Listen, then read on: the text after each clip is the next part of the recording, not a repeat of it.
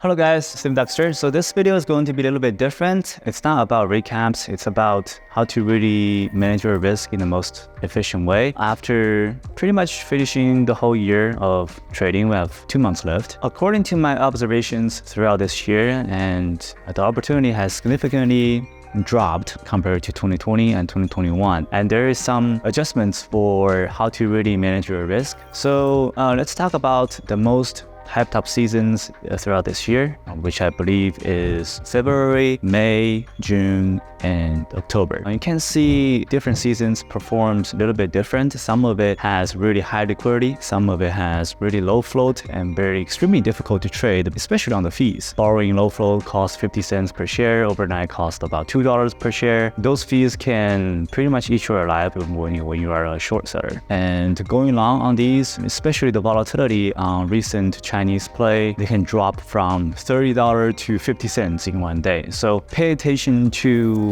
the offerings and potential warrants. Also, you have to be really careful as well. And let's talk about the few mistakes that I made throughout this year. I think it should be very helpful for the beginners, and especially how to prevent blowing up through, shorting maybe BMR, shorting DURG. Let's talk about some of my perspective throughout different sectors. So the first one will be the Chinese hyped up sector. Typically, what I heard from the brokerage owners, most of it, the biggest blow up happens when people are trading low flow Chinese hyped up play. Something like HKD and TOP. Then the second thing that I heard will be Biotechs. So you can see DURG going from $2 to 50, and it's been really stubborn from its breakdown. So I typically see people going big swing short on those consolidation plays after it's hyped up on Biotechs, which I don't see a very good, consistent, profitable strategy playing these consolidations or dollar block multi-day runners on Biotechs. They usually don't work out really well. And I personally took few losses on drop. I did not get squeezed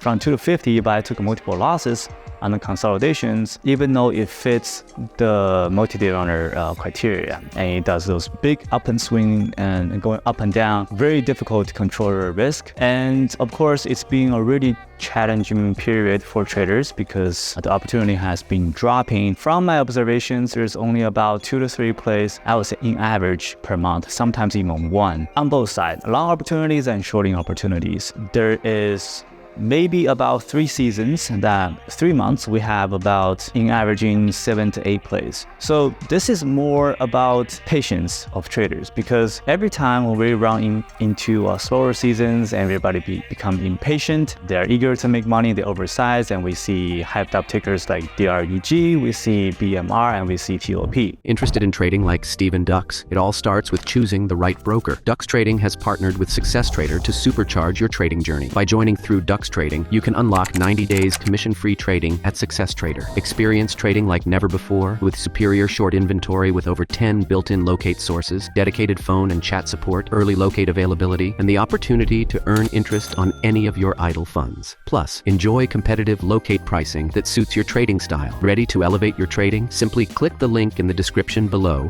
to get started. Now, let's dive back into the content. Most of the people, I can see that they are sticking to one pattern, and they took one big loss and wiped out the entire game in the last 3 months. And I would recommend setting up run rules for especially beginner traders, even though for me, I set up 3-time rule. So basically, if you are taking 1 losses and 2nd losses on the same ticker in one day, then you can tell your brokerage every time you take 2 consecutive losses on one ticker, and especially on the first green day, it stops you from trading completely in that day, then maybe come back on the 2nd day. Now, on the 3rd time, you take a loss again on the same ticker, I would stay away completely from this ticker and not trading it anymore, because it prevents you from fighting into the stickers and trying to make your money back. You can definitely catch opportunities. There's always opportunities coming in. Have a good rule to go against your stubbornness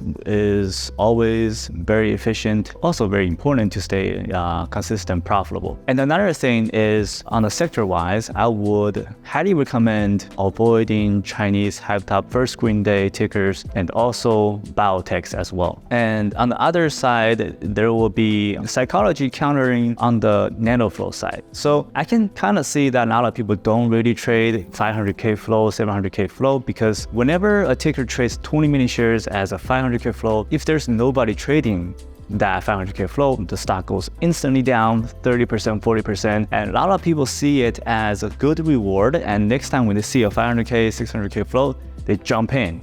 And of course, as I mentioned in this video many times, it's very difficult to control your risk on very high volatility. And also Nanofloat limit down your size. Your size will affect the price on the spread. So if you're in a panic, covering the market orders, you will get a really bad executions. Majority of the low flow on SSR also will be on reg shoe, which means you can only use up your shares once and you have to borrow your shares the second time, which will be more expensive. So it comes down hard to manage your risk, and then fees upon fees upon fees if you hold overnight. Those three things, which I personally ran into, is the hardest to trade, even though on the gap down days, when it pushes and consolidates. My experience trading throughout this year is being really patient and only focus on maybe 1 to 3 trades. And when it's a hyped up seasons, make sure that you avoid first screen day, crowded tickers, 3 sectors, Chinese plays, Biotechs,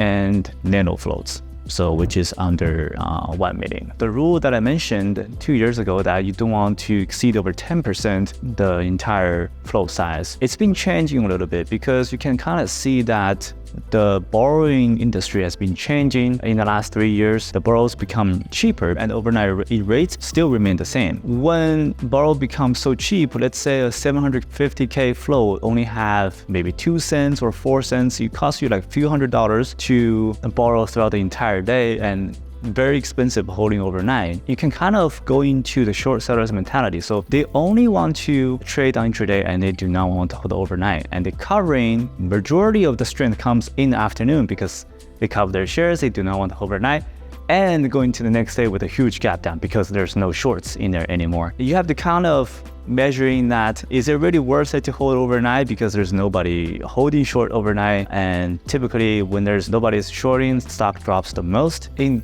this year specifically, it's become more competitive for short sellers. Be really patient is number 1 thing. Number 2 thing is always try to reverse psychology of the short sellers and the buyers. It should give you a tons of advantage in terms of sizing in into strengths, covering into weaknesses. All right, guys, that'll be all my thoughts throughout this year. Make sure that your risk management stay in place. Thank you very much for watching. I'll see you guys in the next one.